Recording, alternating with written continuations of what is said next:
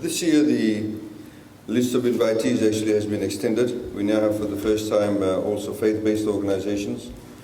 We've also called trade unions and a number of other NGOs to join us. There's a couple of fundamental reasons why we've done so. I think in the budget formulations, what we normally find as a ministry, probably a bit trite to say this, but there's always a competing interests. We find that we obviously have to manage a lot of competing interests. And I'll give you an example. You may, for example, have the private sector saying we need to liberalize the economy. So let's remove price control. On the other hand, you may have consumer rights groups saying you should not liberalize the economy because the market is not competitive enough to allow flexibility or competition in pricing, and there's always cartelling, so therefore we need price controls to ensure that the consumer does not get exposed to cartelling pricing. It's a very simple example. We also, of course, on the other hand, have a number of issues where some NGOs may have a particular interest in terms of advocating a particular area in the economy, and they do not necessarily have a face-to-face dialogue with the other actors. And there are many actors here in this room who I know have competing interests, who I know talk about areas and subjects in their public pronouncements, but they don't necessarily get to face-to-face dialogue with somebody else that may think different to them, or may have contrary ideas about a particular subject matter in the economy. The whole idea, of course, is apart from getting consultations or hearing from you, getting your feedback, we also want to be able to get you to talk to each other and also to be able to hear from each other as to what are those interests, and perhaps you may be able to have a better understanding. Transport industry, we have competing interests. We've invited carrier drivers, minibus drivers, we've invited the Omnibus Association, or what we call the big buses. They are also here. We have taxi drivers. So these are competing interests in that one particular sector. The reality is that they all have to exist. But the reality is we found is that for decades, if not, they've been at each other's throats. And it depends on who's got the ear of the government at that particular point in time that one may have a superior position over the other. Our philosophy is that everybody needs to operate within that environment. What is the best solution to ensure that nobody feels left out? And that's one of the reasons why we put you in the various different areas. There may be, for example, we've got the consumer rights people here also. They, of course, will have a general overview, maybe of financial services, maybe of how the construction industry operates. We want to hear from the manufacturers, because on one hand, people say, well, let's allow all the goods to come in from China or wherever it is because it's very cheap. It's good for the consumer, but then the manufacturers, the local manufacturers will tell you, but hang on, if you do that, I might have to close down 5 factories in Lautoka and Ba. So what happens to the jobs of those people? Who's going to feed them? Do we completely overexpose ourselves in respect of allowing goods from all over the place to come into Fiji? So these are the kind of competing interests we have. Faith-based organizations. We, for example, on a number of occasions, sometimes on a weekly basis, get written submissions to give them a waiver on duties. So some faith-based organization is decided that they've got some donor in Australia or New Zealand or USA, and they're sending some furniture down for their school, in Ba. And we want a concession. It's not allowed. There's a discretionary power that the minister has to waive that duty. But we want to be consistent about that. Sometimes the analysis that may be done by FERCA or may be done by Ministry of Finance officials may be a bit skewed. So we want to have general rules about it. Maybe the person writing up the brief, does go to a particular denomination church. And so they may recommend, okay, let's give them a waiver. But when another denomination sends it and they say, well, don't give them a waiver because we need to not lose any revenue from tariffs. So these are the kind of constant issues that we do have. There's some wider issues that we also love to get your input on. As we mentioned last year, for example, generally talking about finance, there is a gap, and we identified last year that we need to, for example, set up a venture finance company, and we hope to still do that. We'd like to hear from the financial sector, the private sector on that. There's an overall issue regarding taxation. And I'll give you an example on that. VAT is applicable on all goods, except what we call VAT exempt items. Things like life insurance policies are also exempt from VAT. Kerosene is exempt from VAT.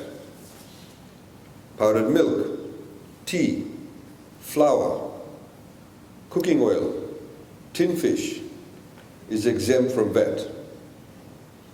Now, the rationale behind that is that people at the bottom end of the socioeconomic scale don't have to pay that additional 15%. But apart from the noble objective of it, it is actually a regressive taxation system. Because most of you who are in this room can afford to pay tax and pay VAT also are not paying VAT. You are not the targeted audience. So a person who's earning $250,000 is also not paying VAT for tea, powdered milk, flour, rice. You should be paying VAT. So how do we fix up a system that is more specifically targeted, whilst at the same time generating revenue for government, and also it being specifically applied to the people who are supposed to go to? Because we are losing revenue from those of you who are rich enough to pay VAT on those 6 items. So isn't it better, one can argue, to say to have VAT, but also come up with mechanisms where you specifically help people who need that help directly? Because we are losing revenue, we are losing our ability to assist those people who actually need that assistance directly. This is why you see that in the government policies that have been recently announced regarding, for example, free medicine, is not applicable to everybody. It's only for those people below who earn less than $20,000 a year, an individual. For households which earn less than $30,000, we give you 90,250 liters of water free a year. For households that use 85 kilowatts of electricity or less, government subsidizes 50% of that. So instead of paying 34 cents, you pay 17.5 cents or 17 cents, and government pays 17 cents to FEA. That's targeted, that's specific, and that's actually good economics. It makes good financial sense. We had an interesting issue. For example, government, as you know, has zero-rated duty on hybrid vehicles or LNG vehicles to reduce our dependency on fossil fuels. But we had somebody who wrote in the other day, and they said, well, FERCA has asked me to pay $20,000. Because government, on the other hand, also has a policy for normal vehicles. We reduced the duty to 15% if the vehicle size was 2,500 cc or less. You pay 15% duty. A vehicle over 2,500 cc, you pay 32%, plus you pay a 10,000 fee. Because you are buying a bigger vehicle, therefore you are putting more burden on our need to buy fossil fuel. If you buy a vehicle that's over 3,000 cc, you pay your normal 32%, plus you pay $20,000 levy, if you like. Many countries do this. This person brought in a hybrid vehicle, but it was over 3,000 cc. So they were exempt on the duty because of the, using non-fossil fuel or hybrid, but they have to pay the $20,000 levy because over 3,000 cc. So these are the kind of quirky situations that we are getting. And that actually was rejected, saying you have to pay the $20,000 fee because it is over 3,000 cc. There are a number of other issues, ladies and gentlemen, that we wanted to get you to think about, things that are more pertinent to your specific organization. We had asked we've also asked the trade unions to be here too. I think only a couple of them have turned up. Two organizations have turned up, which is obviously better than none. But also, we also have with us some of the state-owned enterprises that are here. Some of them perform some very key roles in our economy, but also monopolistic positions in the economy. So, for example, AFL has a monopoly on airport services. Fiji Ports Corporation has a monopolistic position in Fiji Ports Corporation Limited by way of providing port services. But nonetheless, they also need to operate as commercial entities. And as you know, government is also has a program on divesting some of our shares in some of these entities also, to bring about a lot more synergy, to bring about a lot more participation, and also overall to reduce government's exposure in terms of borrowing. FEA, to give you an example, has about $330 million of its debt guaranteed by government. This has been, since the 1970s, 80s, 90s. We've been guaranteeing their debts. So the level of exposure by FEA as far as contingent liabilities to Fiji is higher, although I have to very quickly add that no SOE has ever had to call upon government guarantee. We've never had to fulfill that requirement. But we'd also like you to be able to understand that these SOEs need to operate commercially. Recently, when we had the Commerce Commission increasing the port tariffs, it was done for a specific reason. It cannot be run like a social organization, a non-profit organization. Whilst there were some people who opposed the increase, they also forgot to tell you that there used to be a levy charged by shipping companies when they brought in containers into Fiji because of the inefficiencies at our ports. So in the incoming container and outgoing container, the shipping companies put an extra levy, which obviously was passed on to the consumer. After Aitken Spence took a 51% in the Ports Terminal, the levies were removed after 3 months because of the efficiency gains at the port. So there's a reduction on the cost to the consumers and a reduction on their transportation.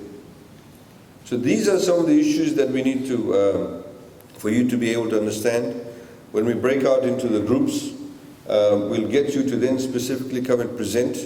And I think you'll then be able to see what are the type of issues that we face in the economy, what are the competing interests, and hopefully we get a good understanding. At the end of the day, of course, it's government's prerogative to determine the budget. But we want to be able to determine a budget that has got as much participation as possible from all the various sectors within our society. And I think it is very critical to do that.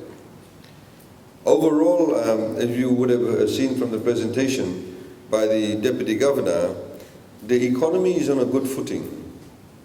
We have got good projected growth rates, and we obviously want to make sure that we take advantage of the trajectory that we are on.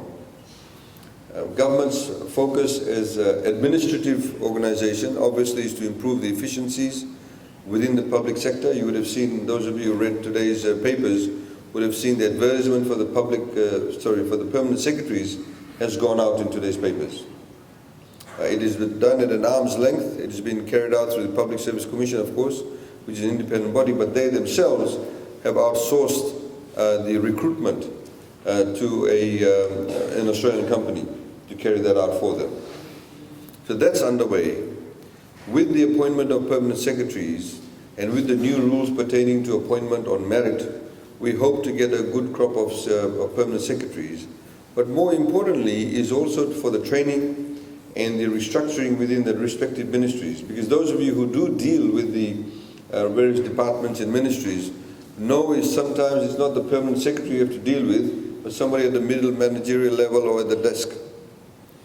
And so the ability to relate to you, the ability to understand that in a modern day economy you need to be efficient in terms of your services is perhaps not there.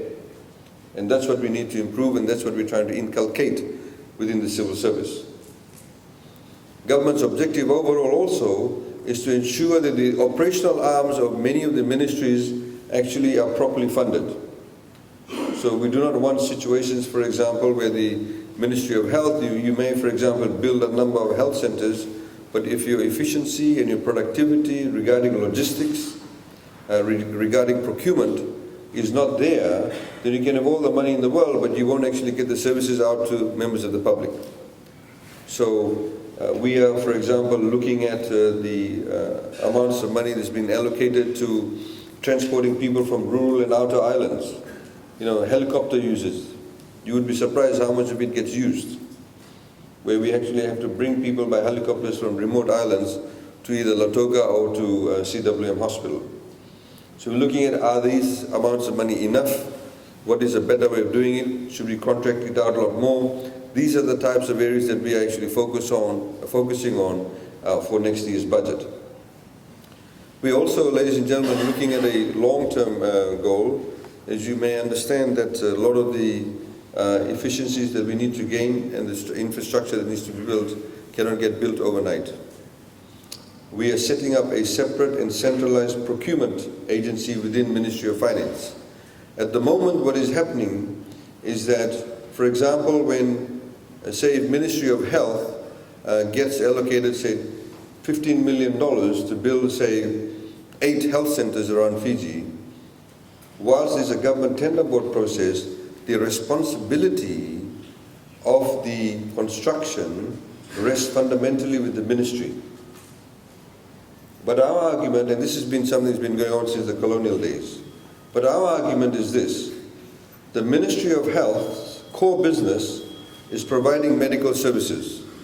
The Ministry of Health's core business is to run hospitals, to make sure doctors are there on time, nurses are there, we have enough doctors, nurses, allied health workers, all of them are there. Not to be constructing nursing stations or hospitals. They don't have the expertise. So by centralizing the procurement of construction within Ministry of Finance, we're building the capacity and a centralized capacity to be able to ensure that it does get done efficiently. We have numerous instances where a design is given by a particular ministry to, say, build, for example, a hospital or some other facility, and once the initial work is outsourced for design, we find that they may change it after 3 months. So it adds to the cost. It means that you have not chosen the best site for that particular facility. So these are the kind of logistical issues that we are facing, and we are now going to centralize that to get that level of efficiency. There has been a lot of talk about debt in the Fijian economy. I understand the governor may have spoken about that also. The facts speak for themselves. Our target, as you know, for the next few years in around about 2017 to 2019 is to achieve a 45% debt to GDP ratio, which I think is a very, very good target. And we hope to achieve that. The reality is, ladies and gentlemen, is that many countries have debt to GDP ratios far higher than ours. I'm not therefore saying that we should not reduce ours. We need to do that. But it is a very manageable position that we are in, and it is a position that we obviously need to take advantage of. The recent roadshow that we had for the bond issue, we received phenomenal feedback, and everybody's saying that the Fijian story is a very good story. But we can't rest on that. I see that there are engineers and building construction people in this room. There's a bit of a construction boom going on in Fiji. We are running short of people. We have construction companies that have actually put in letters to say we want to bring in skilled workers from Indonesia and Philippines. There's not enough people in Fiji, for example, who have the right level of expertise and skill sets to lay very good tiles on hotel floors and carry out various specified skill sets. That is a reality, but that is also a challenge for us, and this is why the technical colleges are being set up. Our future, ladies and gentlemen, from our perspective, is based on a country that needs to compete in an increasingly competitive world. That is the reality. The reality also is that there are many things that we are doing in Fiji that other countries are also doing. That is also the reality. Apart from the other Pacific Islands countries that are trying to attract tourists, so is Bali and Phuket and other places in Indonesia, Maldives, Mauritius. It's a global world. We have to compete with all of them. So how do we differentiate ourselves? How is it that we can say that please come to us but don't go to them? That is of course one of our challenges. Fiji, the name conjures up a fantastic image. It's been proven throughout all surveys. The moment you mention Fiji, everybody goes la-la. Everybody, you know, pristine waters, fantastic people, etc. So we already have an added advantage. And how do we build upon that? And we believe that our ability to build upon that is by ensuring that we have quality, is by ensuring that we're able to differentiate ourselves by saying, in the tourism sector, X percentage of our destinations, of our products, of our hotels, actually is driven by non-fossil fuel. We treat our laborers, our workers well. We adhere to environmental standards. We have good efficiency. We have an airport where people can be processed within 15-20 minutes, and you can be catching a plane at 6:30 a.m. from Sydney and drinking a pina colada by 11:30 a.m. at Denarau Beach. A 4-lane road will help that. People who, for example, leave Australia need to feel that they have very quickly and efficiently got to the beach, and that's how we'll distinguish ourselves. So these are the ways that we need to be creative, and I'm sure the tourism sector already has thought about many of these things. In the same way, in the services sector, we have a young population. We believe there's the ability to increase our service facilities available in Fiji, whether it's in ITC, call centers, data processing, back processing units in Fiji, whether even if it's in medical services. And that's one area, obviously, that we feel that we need to improve quite significantly in the area of medical services. And of course, in manufacturing. You'd be surprised, we have people who sell knockdown kitchens made in Samambula in Papua New Guinea. People are selling retread tires from Fiji into Papua New Guinea. We sell flour, we sell frozen chicken to the rest of the Pacific. We have now people who are making sewage pipes and water pipes in Fiji that have broken a little bit into the Australian market. These are the potentials that we have in Fiji. So we need to be able to understand what the manufacturing sector is doing. It is a very critical sector. So ladies and gentlemen, with that overview in mind, and as a backdrop, and of course we'll have more discussions, I'd like to thank you very much for your presence and giving up your Saturday morning here with us. We like to run it as efficiently as possible. Please do not think that any idea is too small or too stupid to actually talk about or to discuss, to even say on the floor. We have some very, very good opportunities here, and I think those opportunities will be further enhanced if we're able to have a collaborative approach to grow our economy. If we have a collaborative approach to be able to say, okay, look, we have a particular problem in this sector, how do we deal with it? If we're able to engage with the rules that will govern our day-to-day, for example, exemptions, it will make our job a lot more easier. We want to make it a lot more transparent. As I've said to the people in Ministry of Finance who deal with the section of duty concessions, what we call ad hoc duty concessions, we need to have specific rules that need to be put up on our website. So we don't waste your time and you don't waste our time by making applications that you know will get rejected. Let's try and slip it in just in case the minister did not sleep well and just approve it. Because that's the attitude some people actually have. Even though they know that there may be an issue with it, they'll still go ahead and do it. So, we have people, for example, approaching in the street saying, oh, I'll put in an application, why don't we have lunch and let's see if we can get an exemption. It doesn't work that way, and we don't want it to work that way. Maybe it worked that way before, but it doesn't work that way anymore. So we need to be able to have those rules set up. And once the budget is announced in November, on November the 6th, 2015, for 2016, we'll be able to put up these rules. One specific area that we would like to focus on is housing. Housing is very, very critical to us, ladies and gentlemen. I've told this story on a number of forums now. If you get the footage from ANZ at about 3 a.m. on a payday, on a Thursday morning, because around about 2:30 a.m. or 3 a.m., the money hits your accounts when you get paid.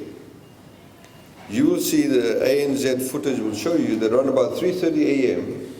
you will see a couple of cars rock up at this, down here near the EV3 ANZ ATM machines. They'll turn up, you'll have people sometimes wearing beanies with a book and with this many ATM cards. These are the money lenders. Because when I go to a money lender, I give them my ATM card. That's their security. And I give them my PIN number. So on government payday, before you come and take out your money, the money lender will take out your money. And the interest rates are phenomenal. And it's a major challenge. I've also addressed this with the banks.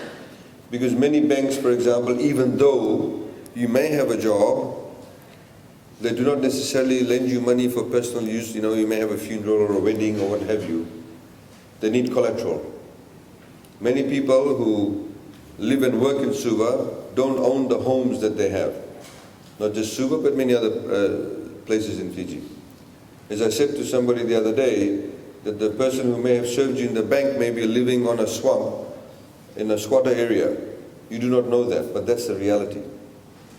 So our focus, ladies and gentlemen, is to give that asset base to ordinary Fijians. Is to be able to give them access to affordable housing. Because a house is one of the most tangible ways in which you can get access to assets. It gives you that collateral for you to be able to go to the bank. It gives you that ability to be able to build upon from that very basic asset that you also use for your day-to-day living. So that is very, very critical. How some of us in this room can foster that, can make sure that we do that, also is what we want to discuss. The CEO of Housing is here. For a number of years, in fact, when I was in DPP's office, we prosecuted many people who were, working for Housing Authority. There was a lot of corruption that went on. Housing schemes went all bad. We need to regain that ground, and we need to be able to focus on housing. We are talking to some private sector people. Many countries, for example, in countries like Malaysia, they've given tracts of land to private developers who've actually built homes at very affordable pricing. They may all look alike, but nonetheless, it's a roof over a house. And government, as you know, has already started in this area. We've been providing $10 million now for the past couple of years.